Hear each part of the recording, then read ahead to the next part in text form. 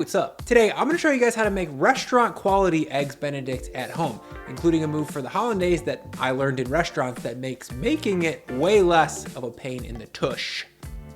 Tush means butt. To get started, let's talk about the English muffin.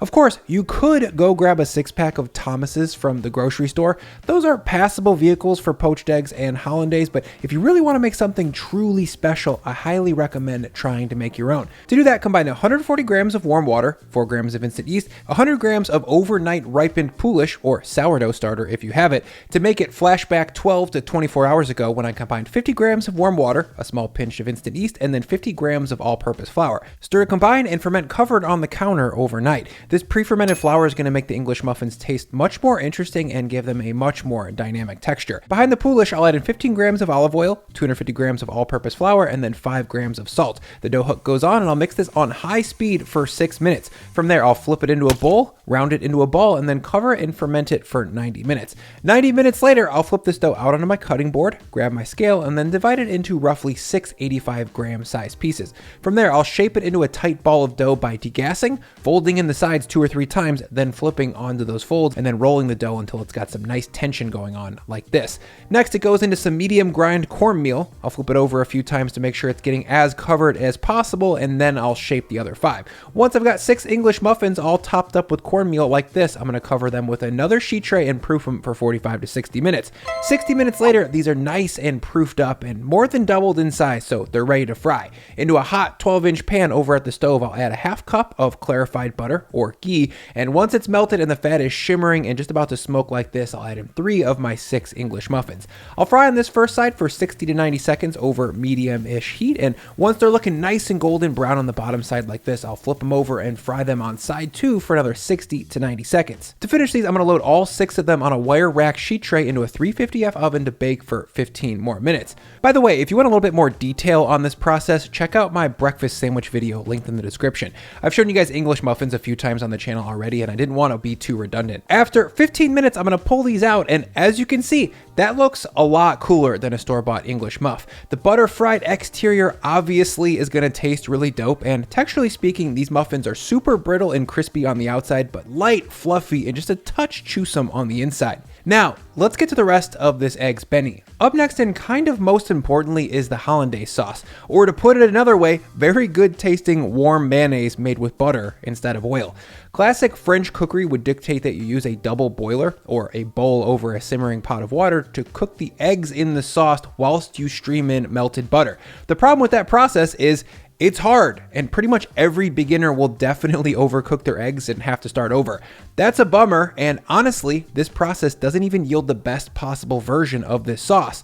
So what's the alternative, Bri? Well, a blender. This is actually how I made Hollandaise every single day in the restaurant as a line cook because it's much faster, it's more reliable, and just like the double boiler method, it actually cooks the eggs. So if you're worried about raw eggs in your sauce, you're covered. To make this thing, I'm going to start with a little baby saucepan, and into it I'll add 140 grams, about 10 tables worth of butter. Then I'll throw that over on the stove over medium heat to melt while I grab said blender. Next, into the jar I'll add 3 large egg yolks, the juice of half of a lemon or 15 grams, then 3 grams of salt, and then a nice little pinch of cayenne pepper. These 4 ingredients make up the classic base of Hollandaise, but I'm gonna add a few things that make it much more pro. The first is 15 grams of umami-packed Worcestershire, and then 10 grams of nice tasting Dijon mustard. Then I'll pour my melty butter into a little pitcher with a spout so that it's a lot easier to stream in and emulsify with the eggs. Temperature-wise, the butter here should be about 175F. That's ideal for blender Hollandaise. Now, I'll spin up the base of the sauce, then start to stream in all of this butter slowly over the course of about 45 to 60 seconds. Look how concentrated I am. It's not nearly as hard as I'm making it look, I assure you. Once the butter's all emulsified in, it should look opaque, thickened, and beautiful, like this. At this point, the emulsion is always going to be a little bit too tight, so I'm going to add in about 25 grams of water and start to spin this one more time. With this second spin, I'm trying to thin out the sauce and also use the friction of the blades to heat the sauce so that the eggs inside get just a little bit cooked. After about 45 seconds, things should feel pretty warm on the side of this jar, so I'll kill the blender and check the temp. That says 130F if you can read it, and for me, that's ideal. The eggs have cooked just a little bit and have given the sauce a really beautiful velvety texture that's textbook Hollandaise. To keep it warm for the Benny, I'll cover it with a little plastic and drop it on the back burner over very, very low heat while I get my eggs and ham sorted out. Now, to get involved with some poached eggs here, I'm gonna grab a deep saute pan full of water, or in this case, my high-sided 12-inch cast iron pan, and I'll bring it up to a simmer. I prefer shallow pans for poaching eggs because I can keep a much closer eye on the eggs to check them for doneness, and I can cook basically as many as I want at a time. High-sided pots, on the other hand, have a very low visibility, and you can only comfortably poach maybe 2 or 3 eggs. While I'm cooking eggs here, I'm also gonna be crisping ham. So on the other burner, I'm gonna drop a big old non-stick pan and heat it over medium-high heat. Back at the cast iron, my water is just below a boil, but is still very hot. Temp-wise, I'm in the ballpark of about 185F here.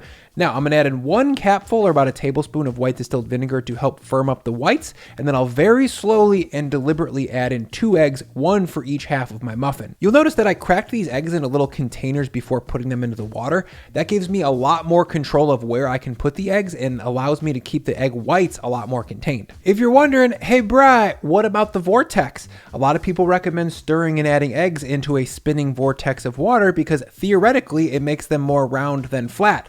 It also can totally shred them apart if you don't know what you're doing, so I prefer to show people a simpler method of just putting them in one spot without stirring or worrying about a vortex. Now, from this point on, I'm gonna do nothing for at least 2 whole minutes. It turns out poaching eggs isn't hard at all so long as you don't ruin them with your touching. While these eggs poach, I am going to quickly thank the sponsor of this video, Babbel, one of the top language learning apps in the world. With fall in the air and the state of the world being a little bit more open for travel than it was, I've got a bad case of travel fever, you guys. If you're like me and you're thinking about the next country you want to visit, or if you just like to learn, now's a great time to start speaking a new language with Babbel. Babbel teaches real-world conversations designed by actual language teachers in different formats like lessons, podcasts, games, and videos. Right now, I'm learning a little bit of Italian in hopes of making a return trip very soon, but I don't have a lot of free time, so I hit a short little 10-minute session every day. Ciao. And it's super easy. I'm also a big fan of the Babbel speech recognition. That really helps me get the Italian accent right when I order my coffee. Babbel has a few different subscriptions to choose from, including a lifetime subscription. So if you're interested in learning a new language, this is a really great opportunity to try it out. Arrivederci. Click the link in my description and you'll get 60% off your Babbel subscription. That rhymed. Let me know in the comments what languages you guys would want to learn. Again, you can get 60% off with the link in my description. Thank you, Babbel. After 2 minutes of very gentle poaching, I'll come back with a slotted spoon to check doneness on these eggs. When I poke the white, you can see that it's fully set, but the yolk part still feels very liquid. I want that to be runny, but not raw, so I'm going to gently lay this back into the water for another 30 seconds or so. And after just about 2.5 minutes of cook time, I'm going to pull these eggs out of the water and rest them on a paper towel. When I poke the yolk now, you can see that it's clearly still soft, but doesn't deflate like it would if it was raw.